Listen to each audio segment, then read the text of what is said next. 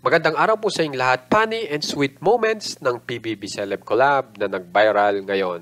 Alamin po natin lahat yan dito sa ating video. Pero bago po yan, magpatugtog po muna tayo ng masaya para feel na feel nyo. So, pakita ko na po sa inyo. Ang isa po sa maganda po nangyari ay sa wakas.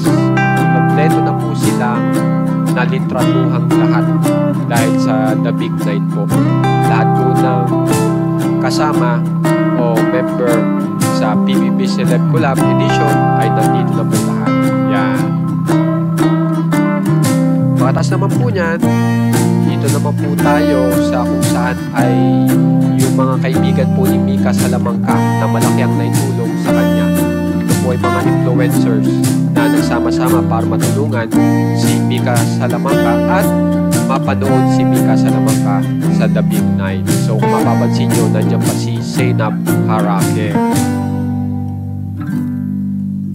Pagkatas naman po niyan, kung mapapansin nyo, kasama rin sila si Brent. Sa wakas na kasama na rin po ng mga kaibigan ni Mika Salamanca, si Brent. Pagkatas naman po niyan, nagkasama-sama po ang tatlong makabagong wapings na si Michael Sage, si Emilio Daes at saka TDH ng bayan na sinasabi ni Shube Entrata na si Donnie Pangilinan. Mataas naman po yan, ito po yung funny moment po kung saan ay nakita ko lang po ito. At ito po ay ang nagsalita ay si Esnier. Yan, ito po. Sabi ni Esnier, Teka, bakit nandyan si Ate Klang? Di ba dapat nagluluto yan? So, takang-taka po si Shube Entrata sa pagkakasabi ni Esnier. At tawang-tawa naman si Ate Klang o si Clarice. Pagkatas naman po niyan, napakagandang balita po para kay Shube Entrata kasi nakasama po ni Shube Entrata itong dalawang TDH niya.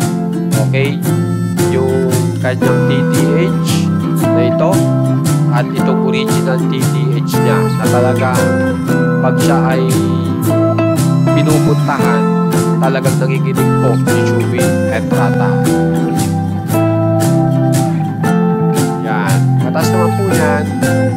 Dito po tayo sa kung saan ayan. Nakita rin po natin sa wakas ang girlfriend ni River Joseph.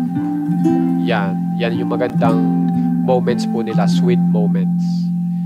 Yan, tas nakita rin po yan ni AC Martinez. Nasayang-sayap nga po. Nagkaroon pa sila ng picturean yan ni AC Martinez kasama si River at yung kanyang girlfriend po ni River. Chinita rin po. Yan. Katas po niyan, ito po ang pinaka-viral sa lahat na nag-react po ang mga PBB housemates kung saan ay nagyakap po yung dalawa. Okay? Unang-una, paliwanag ko lang po ang pagyayakapan po ito ay yakap kaibigan lang po. Okay?